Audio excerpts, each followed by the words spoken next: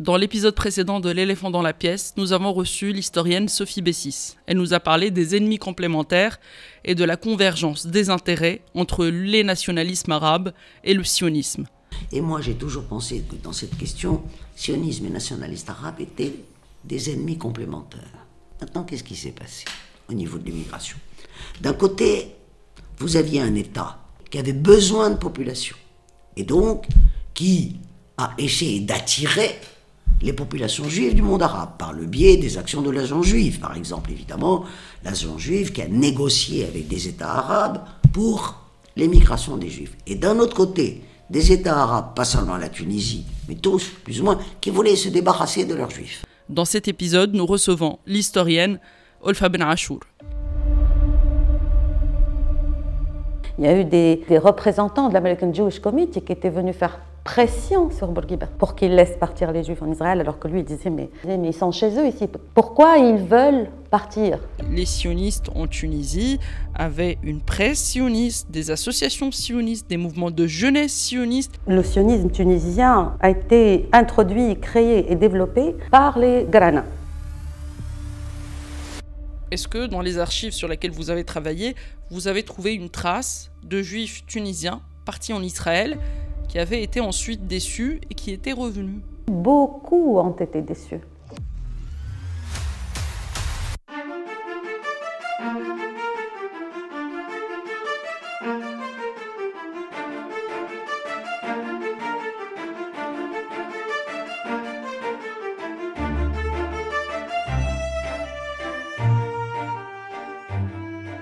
Bonjour Olfa Ben Achour, merci d'avoir accepté cette invitation. Vous êtes docteur en histoire, vous publiez une thèse sur la migration des Juifs de Tunisie entre 1943 et 1967.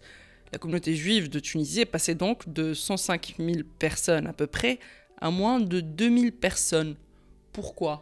Pourquoi, selon vous, sont-ils partis? D'abord, on ne peut pas considérer les Juifs de Tunisie comme un bloc monolithique, parce qu'en fait, la population juive de Tunisie est très diversifiée. Et aussi, les individus ont chacun leur raison particulière de départ. Bon, il y a eu bien sûr des départs collectifs, mais aussi des départs individuels. Et tout dépend de la période à laquelle donc, les personnes sont parties. Est-ce que l'indépendance a été un moment qui avait impulsé une vague de départ? L'indépendance, beaucoup de Juifs étaient très croyants en la Tunisie, ils ne pensaient pas du tout partir, mais comme je disais, en fait, il y a eu des enjeux géopolitiques, comme par exemple la crise de Suez, la montée du panarabisme. Le Maroc et la Tunisie allaient avoir des problèmes avec l'Égypte. Donc l'Égypte n'admettait pas qu'on laisse partir des Juifs continuer à peupler l'État d'Israël, qui allait forcément avoir un impact sur tous les États arabes mitoyens, environnants. Donc c'était inacceptable. Donc en fait, pour qu'il y ait des relations diplomatiques à peu près correctes, tant le Maroc que la Tunisie ouvraient les frontières, fermaient les frontières, ainsi de suite, c'était par intermittence. Alors on essaie de satisfaire l'Égypte, tout en essayant aussi de satisfaire les États-Unis, puisqu'il y avait un organisme juif américain qui s'appelle American Joint Committee, qui d'ailleurs a contribué aux négociations, donc l'autonomie interne, qui lui aussi faisait pression pour qu'on laisse sortir les Juifs. Est-ce que dans la construction de cette identité nationale post-indépendance, on a fait de la place pour les Juifs de Tunisie? Sincèrement, surtout les Juifs de Tunisie qui étaient assimilés à la culture française, qui avaient peut-être la nationalité française, et à l'époque, on va dire que la culture française était considérée comme la culture du colon, il faut le dire. Est-ce que cette vision, par exemple l'article 1er de la constitution tunisienne de l'époque, et d'aujourd'hui d'ailleurs, est-ce que ça permet aux Juifs de Tunisie de se projeter en fait dans cette idée d'homogénéisation, d'invisibilisation de cette différence, qu'elle soit culturelle, linguistique ou religieuse? L'article 1er de la Constitution posait vraiment problème. Il posait problème parce qu'il dit que la Tunisie est un pays arabe, la religion islam, sa langue est la langue arabe. Bon, ça aurait été bien de ne pas le mettre tout court, tout simplement. Mais on sait très bien que Bourguiba avait aussi la pression des oulémas, etc., et la zitouna et tous les problèmes, donc il pouvait pas. C'était très complexe. Donc à l'origine, on sait qu'il aurait bien voulu s'en passer de cet article. Mais il fallait bien satisfaire la branche youssefiste qui le traitait de sioniste, etc., qui le traitait de pro-occidental, etc., etc.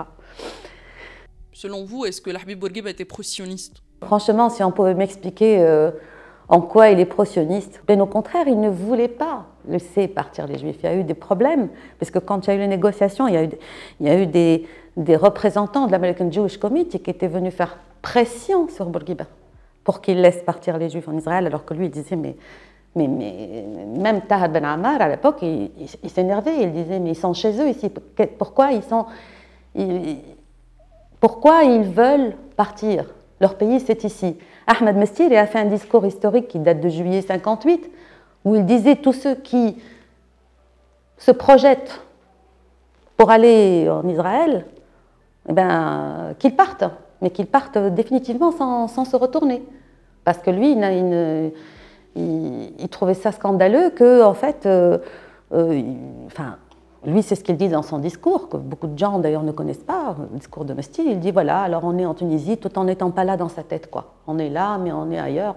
Qu'est-ce que c'est? En effet, ce discours de Monastir, est-ce qu'il l'aurait adressé aux jeunes Tunisiens musulmans, justement? Est-ce qu'à travers ce discours, Bourguiba n'avait-il pas traité les Juifs de Tunisie comme une excroissance, comme un appendice? Je veux dire, comme des citoyens moins patriotes. Les jeunes qui partent, ils ne partent pas pour créer un État. Ils ne partent pas pour renforcer un nouvel État. C'est pas ça. Ils partent, ils s'exilent. Là, ça n'a rien à voir. Là, on parlait tout à l'heure de l'an prochain à Jérusalem. C'est toute une idéologie qui s'est mise en place où on est d'ici, mais d'ailleurs, à la fois. Donc non, on ne peut pas comparer. On peut pas comparer ça. Ça n'a rien à voir. Olfa Ben Achour, qu'est-ce qui s'est passé en juin 67? Pourquoi est-ce que quand on rencontre un ou une juive d'origine tunisienne, on nous dit que les parents, les grands-parents sont partis après juin 67 et c'est resté une plaie au sein de leur famille? On va dire que ça a été une des gouttes qui a fait déborder le vase, mais ce n'est pas l'événement en lui-même qui a fait partir les Juifs. C'est-à-dire, pour certains, ça a été... Déjà, ils étaient préparés, et même beaucoup avaient de la famille qui était déjà partie, que ce soit en France ou en Israël. Donc déjà, la communauté a diminué. Donc, imaginons que sur les 100 000, il y a déjà 50 000 qui sont partis, ce qui était le cas, et ça bien avant l'indépendance. La communauté, déjà, elle s'est rétrécie. Donc les Juifs se sont sentis de plus en plus minoritaires dans les années 60, encore plus minoritaires, alors que ce qu'ils sont, que ce qu'ils étaient. Par rapport à l'incendie de la synagogue, oui, ça a suscité une grande peur, bien sûr, et ça a fait partir certaines familles. Donc, évidemment, s'il y a n'importe quel événement, une synagogue qui brûle, une attaque, etc., ça y est. Surtout quand il s'agit d'une population qui a déjà une mémoire traumatique, on va dire, puisque c'était considéré comme des citoyens d'une seconde zone tout de même avant, bien sûr, le pacte fondamental de 1857 qui a déjà un peu changé la donne. Mais il y a toujours cette inconscient. On se sent une minorité, c'est une minorité. Elle a toujours peur d'être attaquée, elle a toujours peur de... Donc voilà. Mais alors, qu'est-ce qui s'est passé pendant justement cet épisode de l'incendie de la synagogue? Il y a des archives qui n'ont pas encore été ouvertes pour qu'on sache réellement ce qui s'est passé. On ne sait pas exactement ce qui s'est passé, mais on sait qu'effectivement, il y a eu des étudiants animés de panarabisme, etc., qui n'étaient pas du tout contents de ce qui s'est passé, de la guerre qu'a entreprise Israël contre l'Égypte et de la défaite, bien sûr, de l'Égypte. Ils se sont dirigés vers cette synagogue. Mais ce qu'on dit, ce sont des manifs qui ont été infiltrés.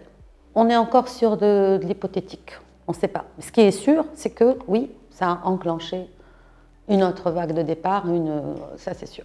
Alors, il y a une légende urbaine qui dit que les Juifs tunisiens sont partis du jour au lendemain. Certains situent ces départs après l'indépendance en 1956. Vous remontez jusqu'aux années 20 et vous nous dites que ces départs étaient plus réels.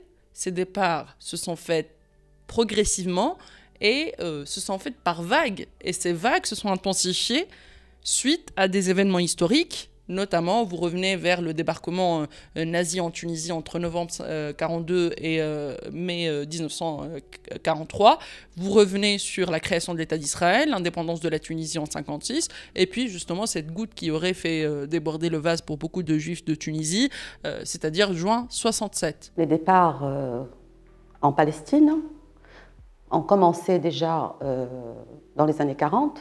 Il y a eu quelques Juifs qui sont partis en éclaireur en Palestine dans les années 20, qui sont des dizaines, et qui sont devenus des centaines à partir des années 40. Quand vous posez la question à un Juif de Tunisie, pourquoi il est parti, il faut savoir, est-ce que sa famille est partie dans cette période-là des vagues de départ vers la Palestine qui est ensuite devenue Israël, ou est-ce que sa famille est partie dans les années, on va dire, où la lutte pour l'indépendance a réellement commencé, c'est-à-dire à partir de 1952 et qui s'est intensifiée dans les années 50. Et est-ce qu'ils sont peut-être partis aussi en 1967, au moment où il y a eu la guerre des 6 jours, ou est-ce qu'ils sont partis en 1964 à partir de la nationalisation des terres agricoles par Ahmed Ben Salah. Donc en fait, il faut déjà, pour savoir pourquoi ils sont partis, il faut un peu définir la période. Les départs ont commencé dans les années 40, en pleine Seconde Guerre mondiale, puisque en 1943, il y a eu un mouvement très important qui s'appelle le Tseretsion, qui a été fondé à Tunis, et qui a été impulsé par un émissaire israélien qui s'appelle Nahum Yerushalmi. Voilà. Les départs vraiment sont devenus importants à partir de la Seconde Guerre mondiale, en plein régime de Vichy, et au lendemain du débarquement allemand. Donc là, vraiment, ça y est, les départs sont mis en place, avant même la création de l'État d'Israël. Comment ils sont partis, ça c'est la grande question. Comment se sont opérés ces départs clandestins? Parce qu'il faut savoir qu'en 1939, la Grande-Bretagne, puisque la Palestine était sous mandat britannique, la Grande-Bretagne avait limité le nombre des Juifs qui pouvaient rentrer sur le territoire. Donc il fallait qu'il y ait une organisation pour permettre cette immigration illégale. Et cette organisation a été chapeautée par ce qu'on appelle le Mossad Le'Aliyabet, qui est un institut qui était chargé de cette immigration clandestine, donc en collaboration avec l'agence juive, et qui a travaillé pour faire partir les immigrants depuis la Tunisie, donc sur des bateaux, donc les bateaux des navires de Mossad, qui transitaient par l'Algérie et par la France, notamment à partir de 1947. Par la France, plus particulièrement par Marseille, là où il y avait un très grand camp de transit qui s'appelait le Grand Arenas. Et donc, les immigrants passaient soit par le Grand Arenas, donc ce camp de transit, pour ensuite être, retransités, enfin en tout cas redirigés donc vers la Palestine, et ça a continué jusqu'à la création de l'État d'Israël en 1948. Il y avait eu aussi des départs organisés par train, donc des Juifs de Tunisie qui sont partis dans des trains jusqu'aux frontières tuniso-algériennes et qui ensuite ont été conduits dans des villes à l'intérieur de l'Algérie. On les a amenés dans des camps de transit, un très grand camp de transit qui s'appelle le camp de Ténès, qui était en Algérie. Et aussi, il y avait à Alger même, à Bab el-Oued, des refuges pour accueillir les gens qui venaient depuis la Tunisie, donc par train, qui ont traversé toutes ces régions intérieures de l'Algérie. Et ces refuges étaient rattachés à l'Alliance israélite, et donc se charger d'accueillir les immigrants avant leur départ de nouveau vers la Palestine.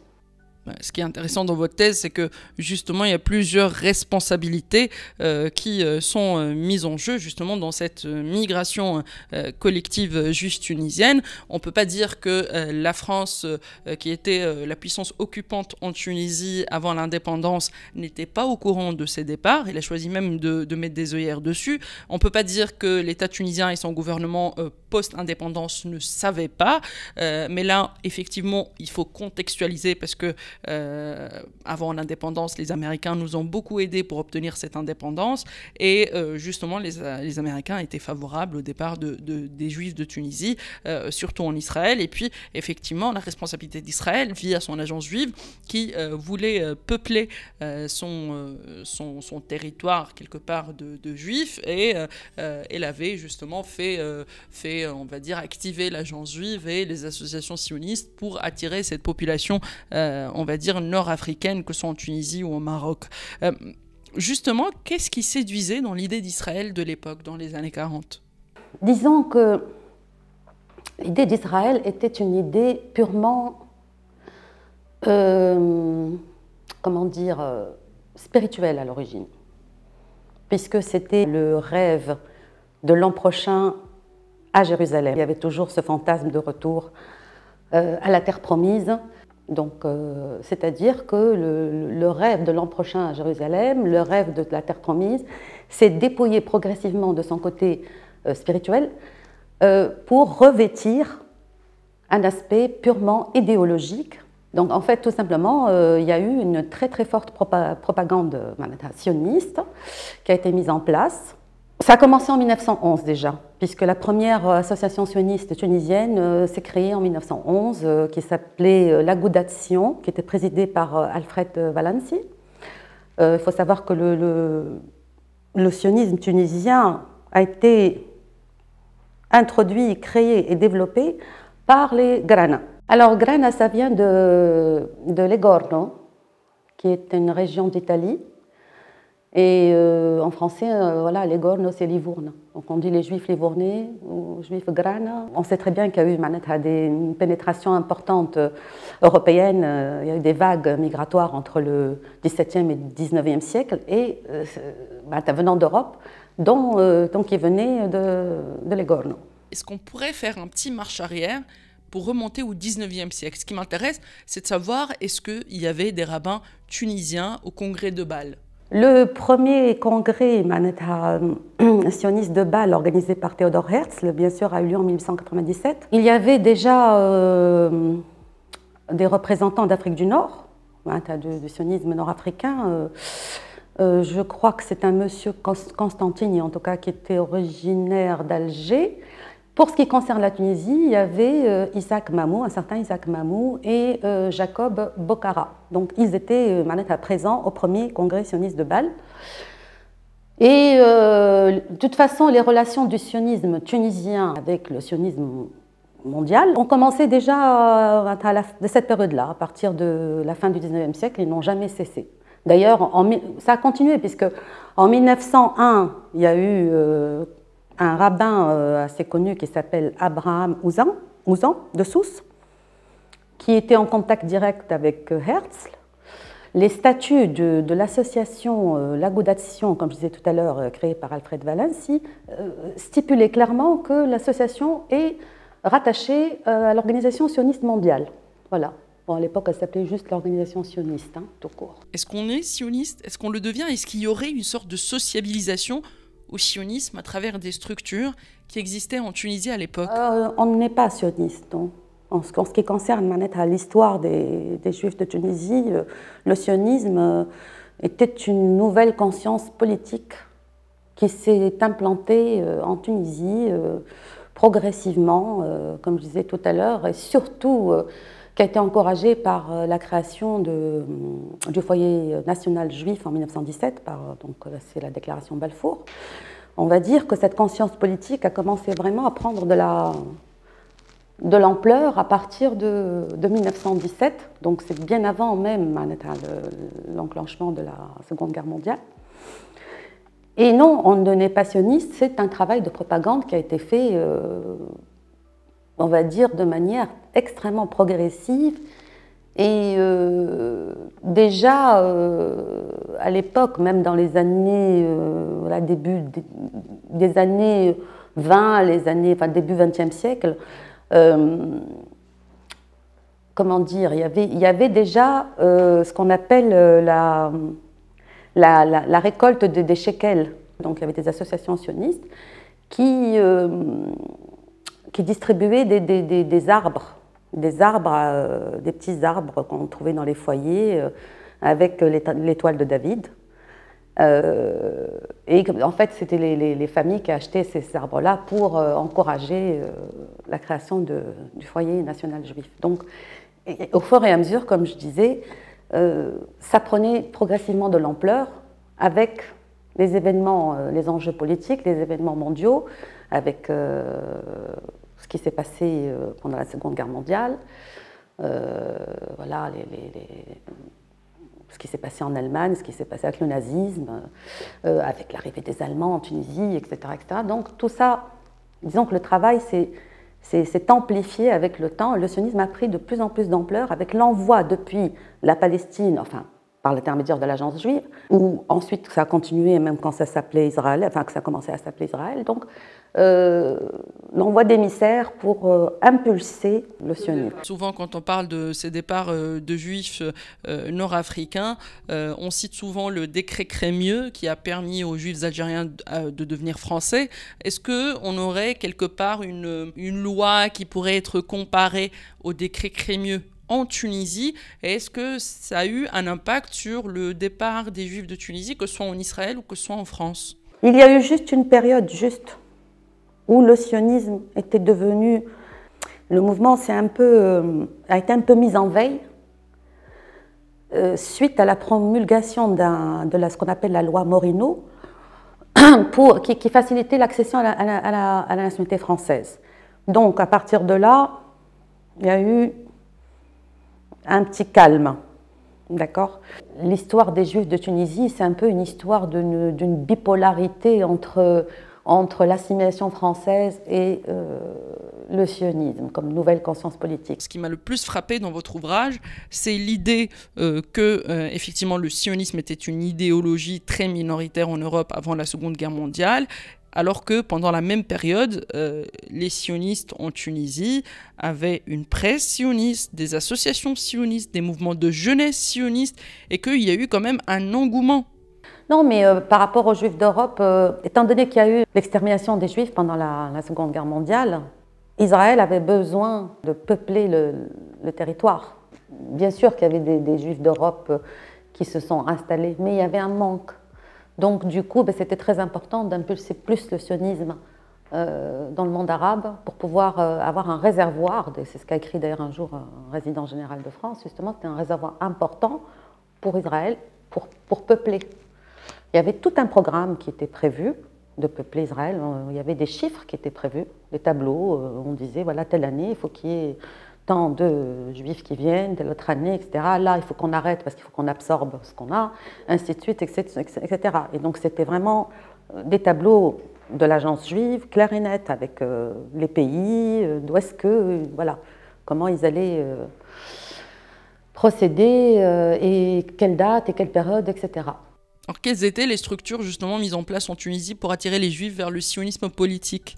Il y avait les récoltes de shekels, comme je disais tout à l'heure, les journaux, bien sûr, les journaux, les associations, comment dire, le travail mis en place par des associations scoutistes, enfin scouts quoi, en fait, de scouts, qui permettaient maintenant aux jeunes d'apprendre, de se former à l'agriculture, mais qui en même temps, voilà, à travers les champs. Mais est-ce qu'il y a eu des associations caritatives à travers lesquelles les porteurs de l'idéologie sioniste arrivaient à séduire les familles, par exemple, les plus précaires, les plus nombreuses, notamment dans les haras de Tunisie?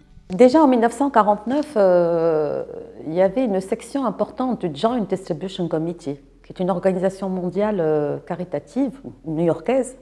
Donc il y avait cette section en Tunisie qui se chargeait justement d'aider les personnes qui avaient besoin de soins, qui avaient besoin d'éducation, toutes sortes, etc. Il y avait des tracts aussi qui étaient comment dire, distribués par l'Irgun, qui se trouvaient en Tunisie, aussi des craques dans les boîtes aux lettres. Il y avait aussi des organisations d'autodéfense dans les années 40 qui préparaient les jeunes à aller combattre les Arabes en Palestine pour créer des colonies. En fait, il y a eu une multiplicité d'outils de toutes sortes, utilisés par mise en place, c'est utilisé par une multiplicité, une multitude d'associations et d'organismes qui sont reliés à l'étranger. À partir de quelle date l'agence juive s'était dit « mon travail est fini et fait, moi je pars ». L'agence juive, elle existait toujours dans les années 50 en Tunisie. Elle existait toujours, sauf que, à un moment donné, il fallait pas trop fallait qu'elle soit discrète. Donc non, elle a continué, l'agence juive, à être là jusqu'à la fin des années 50, et même après. Hein.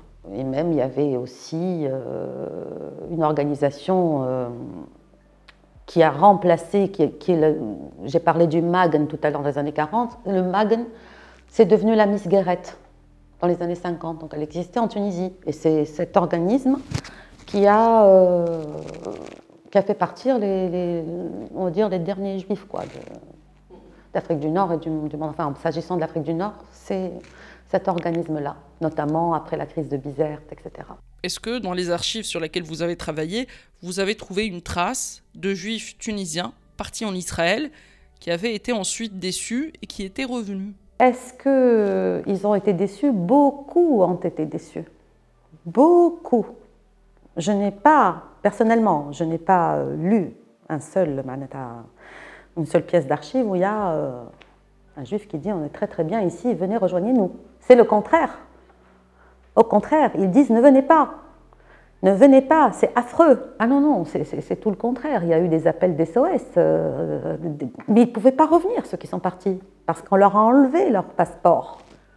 Toute pièce, en tout cas, qui prouve leur appartenance à la Tunisie, parce qu'à l'époque, ce n'était pas encore la citoyenneté tunisienne. Et ceux qui arrivaient à partir, à quitter, il fallait qu'ils payent ce qu'on appelle un tribut pour Israël. Il faut savoir qu'en 1954, Israël a adopté un nouveau programme d'immigration qui s'appelle en hébreu Min Ha'onia El Hakfar, c'est-à-dire du navire à l'implantation. Et ce programme était destiné à travailler le désert, à implanter des immigrants dans le Negev, notamment, en fait, le Negev, quand je dis les villes importantes, c'est Mitzpe Ramon, Beersheva, voilà, ces lieux-là, où il n'y avait strictement rien à l'époque, rien du tout. Donc, il y a des immigrés juifs tunisiens à qui on a dit qu'ils allaient avoir une maison, une voiture, un travail, etc. à Tel Aviv, alors que non, Tel Aviv, ça y est, c'était saturé, et puis même les logements ont été attribués à des Ashkénazes, les meilleurs logements, enfin des Ashkénazes. Donc en fait, ils se sont retrouvés, ils ne savaient pas qu'ils allaient se retrouver dans le Negev. Ils ne savaient pas qu'ils allaient se retrouver dans une zone de no man's land où il n'y avait rien. Et d'ailleurs, j'ai retrouvé dans mes archives et dans mes documents des choses, des descriptions très marquantes qui m'ont beaucoup bouleversée, où on parle de ces immigrants qui étaient dans les bus et qui ne voulaient pas descendre des bus parce qu'ils disaient « mais où est-ce que vous voulez nous descendre là? Non, mais il n'y a rien du tout ». Et donc, on les a obligés de descendre, on les a fait vivre sous des tentes. Ils ont dû rejoindre, c'est ce qu'on appelle en hébreu les mabarot. Ce sont des mabarot, c'est-à-dire des camps de transit en fait, mais d'un autre type, parce qu'il y a eu plusieurs types de camps de transit tout au long de la création de l'État d'Israël. Il y a eu des camps de transit plus ou moins bien, il y a eu des maisons qui étaient abandonnées par les Arabes qu'on exploitait pour installer des familles. Et puis, il y a eu ces mabarot qui étaient vraiment une vraie catastrophe, au sens que c'était vraiment très, très, très pauvre et des conditions de vie très rudimentaires, très, très dures pour des gens qui venaient de Tunisie et à qui on a dit qu'ils allaient avoir une belle qualité de vie. Fabna Achour, vous réservez tout un chapitre pour la migration des enfants de juifs tunisiens. Est-ce qu'il y avait justement des structures qui faisaient migrer des enfants, des mineurs isolés en Israël, et pour quelles raisons? En fait, il y a ce qu'on appelle une association, Aliyat Hanawar. Aliyat Hanawar. C'est une association qui a été créée par bien sûr, une personne qui est venue de l'étranger, si je me souviens bien, qui s'appelle Lydie Gozlan. Et l'association, son but, c'était de préparer les jeunes au départ. Bien sûr, les objectifs ne sont pas déclarés de manière ostentatoire. L'Aliyat Hanawar ne disait pas que leurs activités avaient pour objectif de faire partir les enfants. Ils disaient qu'on est là pour les éduquer, on est là pour leur procurer des soins, on est là pour soutenir les familles qui n'arrivent pas à joindre les deux bouts. Une fois que, ça y est, ils sont encadrés, bien pris en charge, il y a, on propose à leur famille de les envoyer tout simplement en Israël. Il y a des familles qui étaient au courant que leurs enfants allaient être envoyés en Israël. Il y en a d'autres qui n'étaient pas au courant. On leur disait, on va envoyer vos enfants dans des centres de soins et on va les ramener. C'est le cas, ça s'est passé par exemple, il y a un épisode dramatique qui a eu lieu donc, en novembre 1949. Les enfants qui devaient les faire soigner en Norvège, dans un centre de soins, je crois, dans un endroit qui s'appelle Holmstrand, si je me rappelle bien. Et finalement, malheureusement, une partie de ces enfants ont vécu un événement tragique. L'avion s'est crashé. C'est un événement qui est connu sous le nom de l'affaire d'Oslo. La catastrophe d'Oslo. Il y avait 28 enfants, dont 27 étaient morts. Isaac Halal, qui a survécu à cet accident. Et donc, pourquoi des enfants? Parce que les enfants, ils sont plus malléables. À un certain moment, vu qu'il y a eu des nouvelles pas très réjouissantes venant des familles qui ont émigré en Israël, qui disaient à leurs parents ici, à leurs familles qui sont restées en Tunisie, attention, ne venez pas. C'est vraiment, la vie est très très dure et ce qu'on nous a promis n'a pas eu lieu, etc. Il commençait à avoir une certaine résistance. Et même dans les milieux aisés, même, les Juifs de Tunisie, pas seulement chez les pauvres ou les classes modestes. Donc, comme il y a eu cette résistance-là, on s'est dit, tiens, on va plutôt cibler les enfants. Voilà, parce que c'est une frange malléable, voilà. Et donc on a profité quand je dis on, c'est cet organisme qui travaille avec l'agence juive, de la fragilité de certaines familles pauvres qui financièrement ne pouvaient pas subvenir aux besoins de leur famille. Et donc, voilà, c'est comme ça que l'émigration a eu lieu. Mais il faut aussi savoir qu'il y avait ce qu'on appelle les maisons d'enfants en France. Il y en avait partout, mais alors c'est par dizaines, dans toute la France. Et ce sont des lieux qui étaient investis par l'Aliyat Hanawar et l'agence juive, puisqu'ils sont ensemble en collaboration, qui a préparé les enfants au départ. Donc on les habituait, par exemple, à aller chercher l'eau loin, on les habitue à faire des tâches qu'ils auront à faire une fois qu'ils seront en Israël. Et une des maisons d'enfants qui est assez connue, c'est c'est le château de Cambou, qui se situait près de Montpellier. Et on en parle, comment dire, il était important parce que le climat de Montpellier rappelait un peu celui d'Israël, donc c'était les bonnes conditions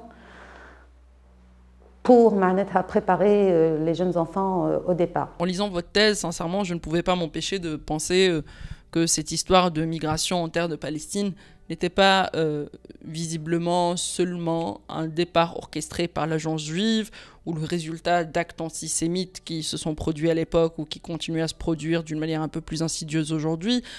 Je ne pouvais pas me dire aussi qu'ils étaient partis parce que l'année prochaine à Jérusalem, c'est aussi une histoire de migration tout court. C'est-à-dire, on le voit aujourd'hui avec une grande partie de cette jeunesse tunisienne qui aspire à quitter le pays.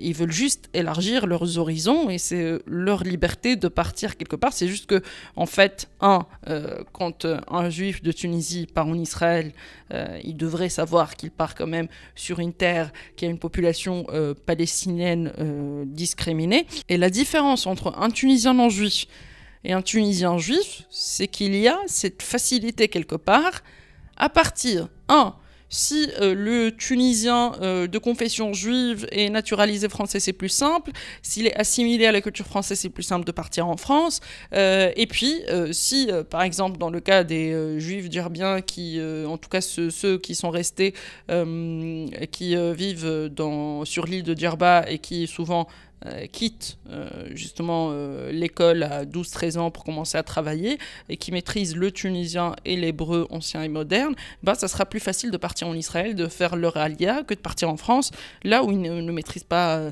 la langue, où ils ne maîtrisent pas la culture, mais quitte à ne pas faire une lecture anachronique, parce que la migration des peu de juifs qui restent aujourd'hui en Tunisie, que ce soit en France ou en Israël ou aux États-Unis, c'est très très différent de cette migration orchestrée de l'époque. Moi, j'ai envie de vous poser la question, qui a résisté à cette migration et pourquoi cette petite communauté quand même s'accroche, et c'est tant mieux d'ailleurs. Oh, il doit avoir une histoire familiale bien différente. C'est comme la famille Hadda, par exemple, qui persistait pour rester et qui était absolument contre l'idée de partir. Pourquoi c'était important pour vous d'écrire cette thèse? Pour mettre en lumière certaines vérités, que d'ailleurs, je trouve que ne sont pas encore... moi, je parle d'une partie de ce que j'ai pu apprendre et découvrir, mais il y a certaines vérités historiques qui me semble vraiment nécessaire d'en parler aujourd'hui, parce qu'elles sont encore d'actualité, de manière sous-jacente, mais elles sont toujours d'actualité. Il est très important de cesser déjà de faire débuter l'émigration des Juifs de Tunisie à partir de l'indépendance. Ça, ce n'est plus possible. Je crois quand même qu'il y a eu des travaux, même avant les miens, et des travaux qui ont été faits par Haïm Sadoun et d'autres, qui déjà, même si ce sont des travaux qui ne sont pas très connus, parce que ils ont été écrits en hébreu ou parce qu'ils n'ont pas été traduits, mais déjà des gens ont déjà travaillé sur les débuts de l'immigration. Et donc, il est très important de mettre en lumière ça. Ce n'est pas possible Parce que l'immigration, comme je le disais, c'est un ensemble de vagues migratoires qui se sont enchaînées, qui se sont conjuguées, ce n'est pas une seule immigration. On ne peut pas parler de l'immigration comme d'un bloc monolithique, exactement comme quand on parle de la communauté juive de Tunisie, qui est composée de plusieurs communautés juives. Avez-vous rencontré des difficultés dans vos recherches en tant que chercheuse non juive qui travaille sur la migration des Juifs de Tunisie? J'ai rencontré beaucoup de difficultés à avoir des archives. Surtout les archives principales qui m'avaient permis de trouver des chiffres. J'ai eu beaucoup des chiffres concernant le lien des organisations juives américaines avec la Tunisie, le gouvernement tunisien, et avec la France, quand elle était encore en Tunisie. On ne voulait pas m'ouvrir les archives à New York. Il y a une crainte, on a peur. Bien sûr, on a peur quand... Moi, on n'a pas voulu m'ouvrir les archives du Joint Distribution Committee à New York. On n'a pas voulu me les ouvrir. Alors, puisqu'on n'a pas voulu me les ouvrir, j'ai demandé un papier m'expliquant pourquoi on ne veut pas m'ouvrir les archives. Là, la dame en question, chargée de ces archives, elle m'écrit « for political reasons ». Alors que 15 jours avant, ils étaient ouverts. Je connais les deux chercheurs qui ont travaillé avant moi, 15 jours avant. Alors la bibliographie dans votre thèse est édifiante. Et à un moment donné, vous citez ce dossier israélite A302 que vous trouvez, comme par hasard, hein, quand vous commencez vos recherches à Aix-en-Provence, on ouvre des archives et vous trouvez ce dossier et vous dites c'est une mine d'or. Est-ce que vous avez eu des difficultés à accéder aux archives, que ce soit les archives de Nantes ou les archives d'Aix-en-Provence? Oui, les archives de Nantes, de toute façon, elles existent même en Tunisie, mais jusqu'à une période donnée. Parce que je disais, voilà, les années 50, ça s'arrête, quoi. 55, 56, après, ça y est, c'est blackout. Donc les archives françaises qui sont en Tunisie, elles sont, bon, majorité elles sont en Tunisie, d'autres qui sont restées là-bas, ça va, c'est encore ouvert, mais jusqu'à une date précise. Et puis elles ne sont pas toutes. Il y a certaines séries qui ne sont pas encore accessibles. Pour ce qui concerne les archives de Joint Distribution Committee, j'ai pu en avoir quelques-unes en allant travailler sur les archives du YIVO. C'est le YIVO qui avait gardé quelques archives, c'est un autre organisme. Et c'est là que j'ai pu avoir quelques archives du Joint. Et c'était très... mais pareil, à la fin, ils ne voulaient pas me donner mes archives, quoi. Parce que moi, j'ai travaillé 15 jours non-stop. Et je voulais, à la fin de mon séjour, vite repartir. Et ils m'ont dit, oh, ben non, on ne peut pas vous faire les tirages là maintenant. On vous les enverra en Tunisie ou je ne sais pas où. Je dis, non, non, non, non. Moi, je ne quitte pas. Hein. Je ne quitte pas. Ça fait 15 jours que je travaille chez vous, de 8h du matin à 18h. Je vais avant les archives. Hein. Donc j'ai dit non, non, je ne quitte pas, quitte à ce que je reporte mon vol. Et c'est là que j'ai pris mes archives. Et c'était très, voilà, très, très laborieux d'avoir des archives. Merci Olfa Ben Achour. Si vous n'êtes pas arabophone, à partir de cette limite, votre ticket n'est plus valable. Dans ces extraits, vous allez entendre l'historienne Olfa Ben Achour en train de vous parler en tunisien de la migration entre la Tunisie, l'Algérie et le Maroc vers Israël. Il y avait des conditions, les migrants qui ils ont moins de 40 ans, ils ont les vieux n'étaient pas acceptés. Ils les jeunes, ou leur famille, كلهم تتخلطوا عليهم. من بعد يطلعوهم يخليهم ملوحين، فما اللي ماتوا في الكون دو ترانزيت ما وصلوش يمشيوا إسرائيل. وفما اللي طلعوا عائلات كل مع بعضهم باش ما يعملوش ريزيستانس، يقول لك هو ماشي ولدي وانا ما نمشيش، انا عمري اكثر من 40 سنه، يطلعوهم الكل ويهزوا لي جان بالباتو من مارسيليا ويخليوا العزايز غادي ويموتوا غادي ما يهزوهمش بلاش ولادهم بلاش حتى شيء، يخليهم ميتين غادي يموتوا غادي في الكون تاع غران تاريناس. شوف لا واحد طلعوه شنو قالوا له ها طلعنا ولادك وهاك باش تخلط. طلع عندي في الكتاب ولا في التاس، طلع الكون تاع غران تاريناس يلوج على ولاده وينهم؟ مش قلتولي باش نمشيو مع بعض درا شنو؟ ما لقاهمش. يبكي الراجل ويعيط ويسير في الكون وينهم ولادي ويزيدوهم لي وانا ما نجمش نلقى عليهم. كتشوف شيء راهو شيء مهول. وقت اللي انا بديت التاز بزهري الحمد لله بزهري مازالوا وقتها كي حلوا ارشيف اسمه دوسيي A302 في مارسيليا اكس ان بروفانس، مازال كيحلوه يمكن كانوا عارفوني جايه نسكروه بالحق نحكي لك، مازالوا كيحلوا هذاك الدوسيي اسرائيلي A302 داك قراه هذاك لقيت فيه حلب الغلا والجماعه الاخرين اللي ماشي جايين من المغرب زاده ولاد صغار حفايه جايين من لي فرونتيير باش يدخلوا كيف للكون دو تينيس اللي جات الجزائر لو كون يا 100 كيلومتر دالجي فجيك فرونتيير الجيرو ماروكان. فما حكايه بين تونس والجزائر والمغرب كنشوفوا شكون اللي زاد الدير كله ابار لي سالفونس اسرائيليين لا فيدراسيون سيونيست دالجيري كلهم لي رابان والواحد محضرين تونس الجي ليميغراسيون دي جويف دو تونيزي dans les années 40 تونس الجي كيفاش يجيوهم لي باتو وجماعه داك سميهم ربي هما عرفتهم الضويت التخش فهمتني. واسمع والاخر اللي في تونس عنده واحده اباري راديو مخبيه في لي زاباري تاع جسمهم تاع الخياطه سانجي شفت لي زاباري تاع الخياطه يدخلوا بيهم وعندهم لاباري راديو يبداو يكومونيك entre Tel Aviv, Maroc, Paris jusqu'à New York.